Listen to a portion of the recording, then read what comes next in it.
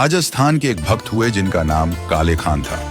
काले खान मंदिर में साफ सफाई का काम करते और पूरे दिन मंदिर में रहते और मंदिर में बैठ करके ठाकुर जी को ही निहारते रहते।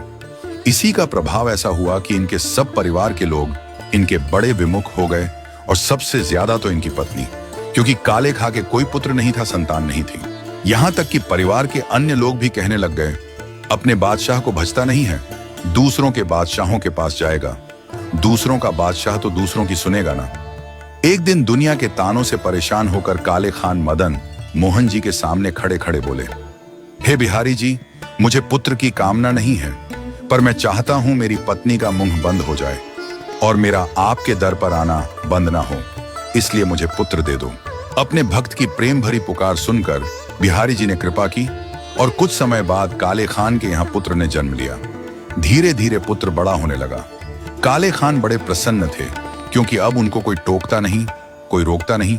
वे नित्य सुबह मंगला में जाते थे और 8 प्रहर का दर्शन करके अपने घर आते थे। सब कुछ ठीक चल रहा था। अब पुत्र 8 वर्ष का हो गया और एक दिन यमुना किनारे खेल रहा था तो एक काले सर्प ने उसे डस लिया और पुत्र मृतक अवस्था में आ गया। कुछ मित्रों ने जाकर के काले खां की पत्नी को बताया, आपके पुत्र को सर्प ने डस लिया। पत्नी दौड़ी दौड़ी काले खां के पास पहुंचकर बोली, जल्दी चलो। काले बोले, क्या हो गया, इतनी हाफ क्यों रही हो? पत्नी बोली, हमारा पुत्र खेलने के लिए गया था, उसको सर्प ने डस दिया है, जल्दी चलो, कोई वैद्य बुलाओ, कोई झाड़ा लगवाओ, नहीं तो हमारा पुत्र मर जाएगा। इतने में ठाकुर जी की राज भोग आरती घंटा बजा। काले खान बोला, अब तू जा, जल्दी जा, मैं आरती करके आता हूं। काले खां की पत्नी बोली, तुम कैसे काफिर हो, हमारा पुत्र मरने वाला है, तुमको अभी भी यह कालिया दिख रहा है। पत्नी गुस्से में आकर बोली, तो फिर यही बचा ले आज उसको। काले खां बिहारी जी को देख रहे हैं, नेत्रों से आंसू गिर रहे हैं। काले खां कह रहे हैं, आपको अच्छा नहीं लगता ना कि हम ठीक ठीक रहे, सब कुछ ठीक तो चल रहा था 8 सालों से, तो फिर आज कौन सा नया खेल खेल दिया आपने?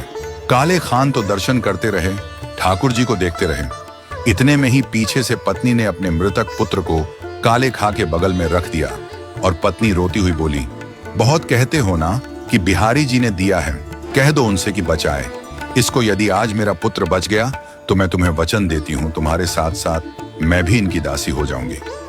ये बात सुनकर काले खां की आंखें सजल हो जाती हैं और बिहारी जी से कहते हैं, हे नाथ, मुझे यह नहीं चाहिए कि आप मेरे पुत्र को बचाओ, मैं बस यह चाहता हूं कि मेरे परिवार ने आपको मुझसे दूर किया और उसमें कारण पुत्र की मृत्यु बने, तो मैं आपसे हाथ जोड़कर प्रार्थना करता हूं, इसको बचाओ। मैं इसके बिना रह सकता हूं, परिवार के बिना रह सकता हूं, लेकिन आपके बिना नहीं रह सकता और मेरा परिवार मुझे आपके संग रहने नहीं देगा। इतना कहकर ही देखा कि काले खां के हाथ को पकड़ा उसका पुत्र बगल में खड़ा है। काले खां ने जैसे ही देखा अपने पुत्र को तो पुत्र कहने लगा, पिताजी वह कहाँ है? काले बोले, कौन? पुत्र बोला, जिसने आकर के मुझको उठाया और कहा कि मैं तेरे साथ खेलूंगा। काले खां बोला, किसकी बात कर रहे हो? पुत्र बोला, सांवला सा था, उसमें से चंदन की सुगंध आ रही थी, कटाक्ष नेत्र थे पिताजी। इतना सुनकर काले खां ने अपने पुत्र को गोद में उठाया और कहा, सामने देख। जैसे ही मदन मोहन जी को देखा, 8 वर्ष के पुत्र के नेत्र भी सजल हो गए। हाँ पिताजी, यही तो आए थे मेरे पास, यही तो मुझे उठा के लाए हैं। काले खां का पूरा परिवार नतमस्तक हो गया।